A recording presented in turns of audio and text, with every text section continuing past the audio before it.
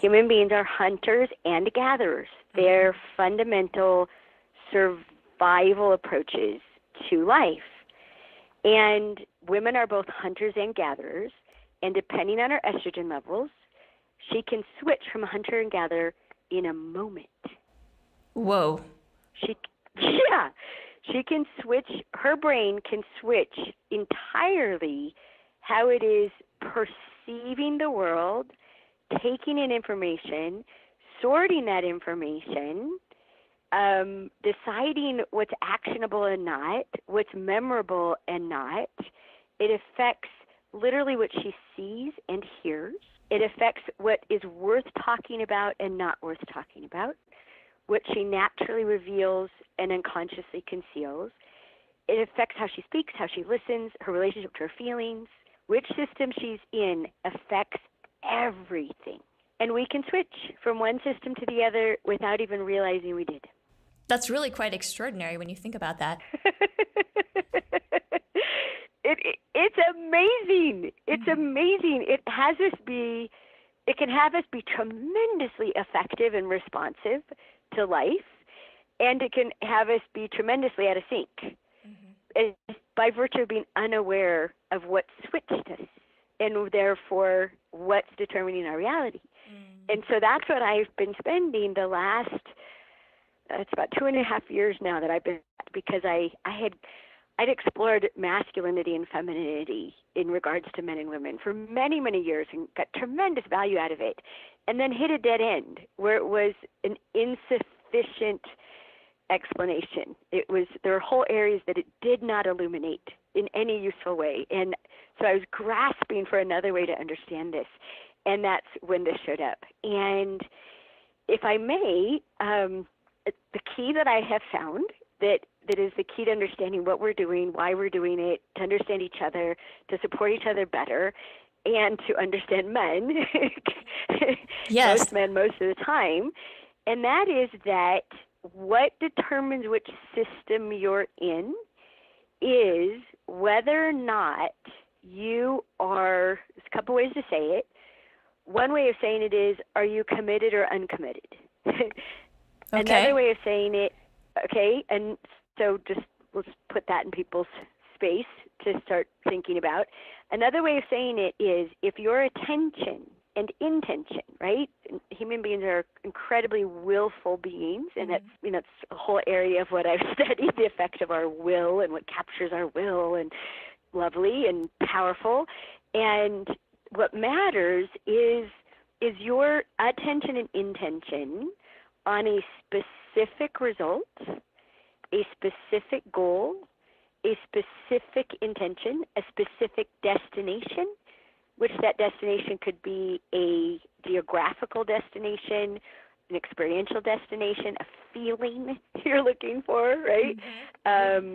The arrival at a lifestyle, right? There's substance. If your attention and intention is on specific, that's the word to keep an eye on, specific result, goal, intention, destination, that fires up the hunter or hunting operating system. And it's an operating system that is committed, is focused, that screens out everything that's irrelevant to that focus, that experiences support and appreciation to the degree that it's relevant and behind that focus, and something that someone might think is support and appreciation that has nothing to do with what they're focused on is not experienced as support or appreciation. It determines our sex drive and what has us want to have sex and not have sex. It determines, oh my gosh, it creates everything. How we listen, how we speak, how we respond to other people, all comes from, do we have a specific result, goal, intention, or destination? And both men and women hunt. And a huge thing in our relationships these days is that most men, most of the time, are in hunting mode, and most women, most of the time, are in hunting mode. Yes. So I go to work and I have things I have to get done, or decisions I need to make, or, just tons of things to do during the day. And so I'm imagining, as a woman, most of the day at work, at least, is spent in hunter mode. Yep. That's incredible. Yeah. That's what happens. And men, as they get older and their testosterone levels drop off, tend to have more access to gathering mode. And there are men from the very beginning who totally identify with gathering mode. They're like, what do? I'm mostly a gatherer. My wife's a hunter. I go, cool. That'll work. You just need to know the signs. And just everything still applies. It just, it's all about recognition. It's all about honoring it. There's nothing wrong.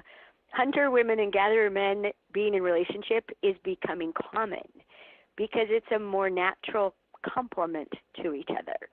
And hunters butt heads because each of them has a conflicting focus, they have different destinations that they're focused on, and they keep running into each other and feeling unsupported by the other person because isn't it my plan we're implementing? Sure, No, sure. it's my plan we're implementing, right? So, but none of that's out loud. They don't even know they're doing it.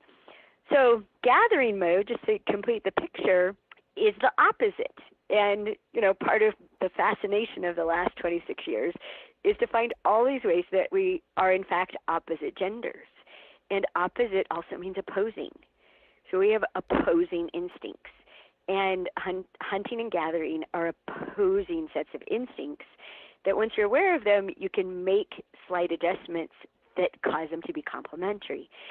And the gathering operating system is what's in place, what's fired up, what's turned, okay, now we're over on that intuitive keyboard. That's what's in place when there are no specifics. That's what's in place when open. See what I mean by uncommitted? Sure. When you're open to possibilities, you're open to options, you're open to alternatives. Open. There's an openness. There's a lack of focus. It's not multi-focus. That's a mistake that many men make. So women are multi-focus. No, honey. When she's gathering, she has no focus. They look at me like, how can you have no focus? Right. How do you gather if there's no focus?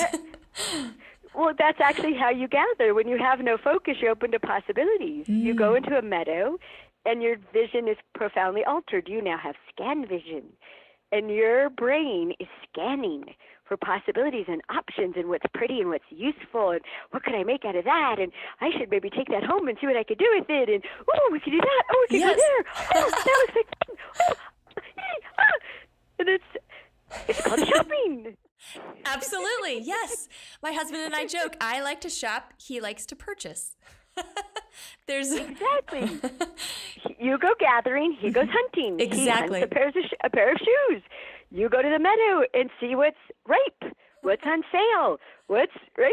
Yes. And it's literally two different sets of vision and hearing as well as and so we're sorting what we're looking for. And it's one of the things, by the way, that men love about women, what they say about working with women and what women contribute to the workplace, is we think of things that they couldn't have thought of in a million years. We see things they never would have seen. They love our contribution to getting out of the box. And they love our contribution to solving problems. And women are like, I don't experience them loving my contribution. Well, that's because our timing sucks. Since we don't know we're dealing with hunters, we don't know how to set them up for, I'd like to contribute something to the result you're focused on. When would be a good time to contribute a different way of looking at this problem in order to achieve the result you're focused on? It's all timing. It's all timing with the hunter system.